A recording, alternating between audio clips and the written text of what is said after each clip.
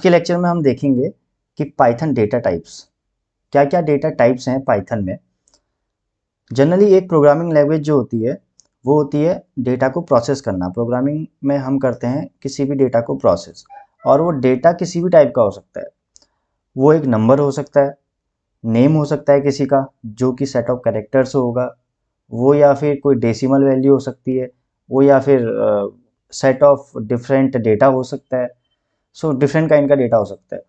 सो इसी को आज हम देखेंगे कि पाइथन में डिफरेंट काइंड ऑफ डेटा को रिप्रेजेंट करने के क्या क्या वेज है। Python data types, so basically इसको हमने कैटेगराइज किया है first numeric. Numeric data types में वो डेटा टाइप्स आएंगे जो कि नंबर्स के साथ डील कर रहे होंगे, जो कि एक नंबर होंगे। जैसे कि कोई नॉर्मल नंबर होगा इंटीजर, और कोई नंबर हो सकता है डेसिमल वैल्यूज हो सकती हैं। तो इंटीजर के लिए हम लोग यूज करते हैं इंटीजर डेटा टाइप पाइथन में। कोई डेसिमल वैल्यू होगी उसके लिए हम लोग करेंगे फ्लोट डेटा टाइप। कोई कॉम्प्लेक्स नंबर होगा उसके लिए हम करेंगे complex data type. Complex number form का हो सकता है 2+3 के फॉर्म का हो सकता है। अब दूसरा काइंड आता है इसमें सिक्वेंशियल डेटा टाइप, जिसमें कि एक सीक्वेंस होगा, जैसे सीक्वेंस ऑफ कैरेक्टर्स। सपोज मेरा नाम कमल है तो इसमें सीक्वेंस ऑफ कैरेक्टर्स हैं KAMAL। सो ऐसे ही सीक्वेंस के अंदर सबसे पहला हमारा आता है स्ट्रिंग डेटा टाइप।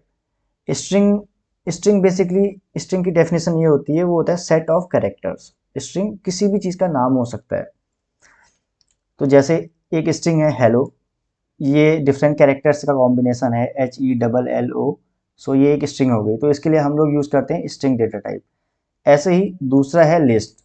तो लिस्ट क्या होता है, अभी तक हमने जैसे डिफरेंट पढ़े, इंटीजर कोई नंबर हो सकता है, कोई फ्लोट हो सकता है, कोई स्ट्रिंग हो सकता है। इन सब को एक कंबाइंड डेटा टाइप हम बना सकते हैं कि लिस्ट में क्या हो सकता है कि कोई भी चीज़ आ सकती है। एक नंबर भी आ सकता है, जैसे यहाँ पे 1 और 2 आ रखा है। एक स्ट्रिंग भी आ सकती है, और इसमें अलग अलग डेटा टाइप्स आ सकते हैं, जैसे कोई डेसिमल वैल्यू भी आ सकती है। तो combination of different data types वो होता है लिस्ट। ऐसे ही टपल आता है। टपल क्या होता है, बेसिकली सिमिलर टू लिस्ट होता है, बट इसकी जो वैल्यूज होती है हम चेंज नहीं कर सकते हैं। ये हम आने वाले लेक्चर्स में डिटेल्स में पढ़ेंगे इन सब के बारे में। फिर अगला टाइप होता है सेट। सेट तब यूज किया जाता है जब हमारे पास डिस्टिंक्ट वैल्यूज हो, कोई भी वैल्यू सेट के अंदर डुप्लीकेट नहीं हो सकती है। तो ये सेट डेटा टाइप होता है। इसके बाद आता है डिक्शनरी। डिक्शनरी डेटा टाइप होता है की वैल्यू पेयर जब हमने स्टोर करने होते हैं, तो उसके लिए हम डिक्शनरी डेटा टाइप यूज करते हैं डिक्ट। जैसे 1 की और हेलो वैल्यू एंड 2 की और बाई वैल्यू, की वैल्यू पेयर जब हम यूज करना चाहते हैं तो डिक्शनरी डेटा टाइप हम यूज करते हैं। ऐसे ही नेक्स्ट आता है बूलियन।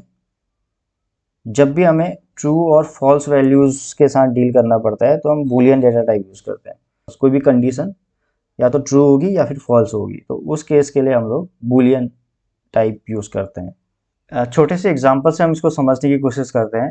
ये मैं इस प्रोजेक्ट में जो हमने बनाया हुआ है, इसमें हम राइट क्लिक करके एक नई फाइल क्रिएट कर लेते हैं, जिसका नाम हम दे देते हैं डेटा टाइप डॉट py। अब इस फाइल में हम एक नॉर्मली एक वैल्यू लेते हैं 10, इसको हम असाइन कर देते हैं a में। मतलब a जो अभी रिफ़र कर रहा है वो 10 वैल्यू को रिफ़र कर रहा है। तो 10 एक इंटीजर है, इंटीजर वैल्यू नॉर्मल नंबर है। तो इसका हम अगर चेक करना चाहें कि पाइथन इसको कैसे ट्रीट कर रहा है, तो हम यहाँ पे प्रिंट करके देख लेते हैं टाइप। टाइप एक कीवर्ड होता है पाइथन में जो कि किसी भी वैल्यू का टाइप हमको बताता है कि वैल्यू को किस टाइप में स्टोर किया गया है। तो इसको हम टाइप ऑफ ए करेंगे। तो अगर इसको हम रन करते हैं, अगर करेंट फाइल इसको सेलेक्ट करते हैं, रन करते हैं, तो देन हम देख सकते हैं आउटपुट हमें मिला इंट, मतलब एक इंटीजर टाइप का वैल्यू है। ऐसे ही अगर हम इसको चेंज कर देते हैं कमल, तो ये स्ट्रिंग होना चाहिए, जैसा कि हमने अभी अपनी प्रेजेंटेशन में पढ़ा था। तो इसको हम दोबारा से प्रिंट करके देखते हैं, तो ये देखिए ये है string str। So set of characters. ऐसे ही अगर हम इसको लिस्ट बना दें, इसको हम ऐसे करके लिस्ट बना दें, जो हमने अभी उसमें पढ़ा होता स्लाइड में 2, 3, 2.3। ये क्या हो गया, अभी एक लिस्ट हो गई जिसमें कि set of different data types हो गए, अलग अलग डेटा टाइप हम लिस्ट में रख सकते हैं। तो इसको हम रन करते हैं अगर, तो इसका टाइप हम देखेंगे तो ये देखिए यहाँ पे इसका टाइप आ गया लिस्ट। सो ऐसे करके हम यूजिंग टाइप कीवर्ड हम किसी भी डेटा का टाइप देख सकते हैं जो डेटा हमने अपनी फाइल में यूज किया हुआ है। इन डिफरेंट डेटा टाइप्स को हम आने वाले लेक्चरों में और अच्छे से क्लियरली समझेंगे एक एक करके, बिकॉज अभी इनका बहुत एक्सप्लेनेशन बाकी है। तो मिलते हैं अगले लेक्चर में।